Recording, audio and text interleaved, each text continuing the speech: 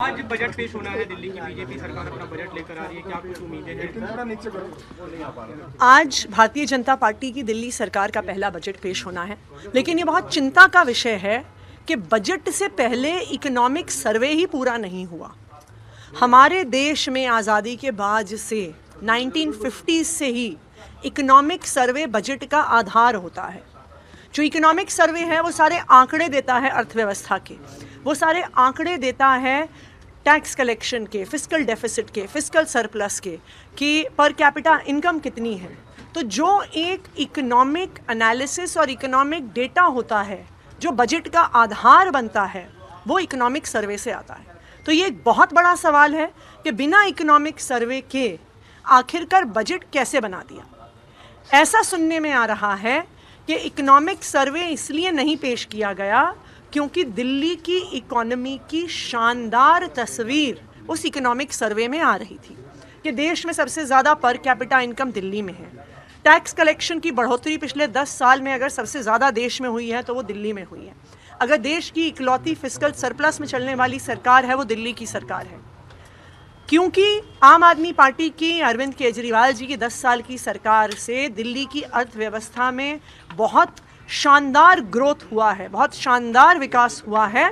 इस वजह से इकोनॉमिक सर्वे को सदन पटल पर पेश नहीं किया गया, ऐसा हमें सुनने में आया है। सत्ता पक्ष का कहना है कि 15 साल सीधा गवर्नमेंट थी, 4 साल वहाँ भी इकोनॉमिक सर्वे के बिना ही बजट पेश किया गया था। तो ये क्या अच्छी बात है? क्या ये अच्छी बात है कि वो कह रहे हैं कि हमने बिना पढ़े लिखे सोचे समझे इकोनॉमिक आंकड़ों को देखे, दिल्ली की आर्थिक परिस्थिति को देखे, दिल्ली की अर्थव्यवस्था के, जो इंडस्ट्री के, जो व्यापारियों के, जो किसानों के, जो इकोनॉमिक इंडिकेटर्स हैं उनको देखे बिना अगर हम अपना बजट बना रहे हैं तो मुझे ये ऐसा लग रहा है कि ये खुद ही कह रहे हैं कि हमारी कोई पढ़ी लिखी सरकार नहीं है, हम आंकड़े देखने में विश्वास नहीं करते, हम एनालिसिस में विश्वास नहीं करते, हम किस आधार पर बजट बना रहे हैं ये तो बिल्कुल ही साफ नहीं हो रहा अगर आपके पास आंकड़े ही नहीं हैं।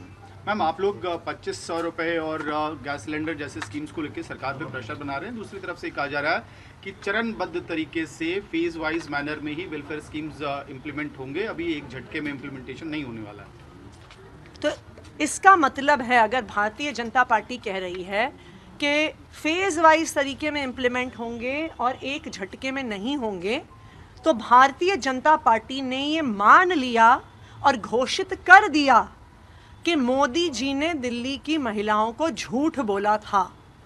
मोदी जी ने बार बार दिल्ली चुनाव से पहले ये कहा कि ये मोदी की गारंटी है कि 8 मार्च तक दिल्ली की महिलाओं के खाते में पैसे आएंगे, लेकिन आज भारतीय जनता पार्टी ने ये आधिकारिक घोषणा कर दी है कि मोदी जी ने झूठ बोला।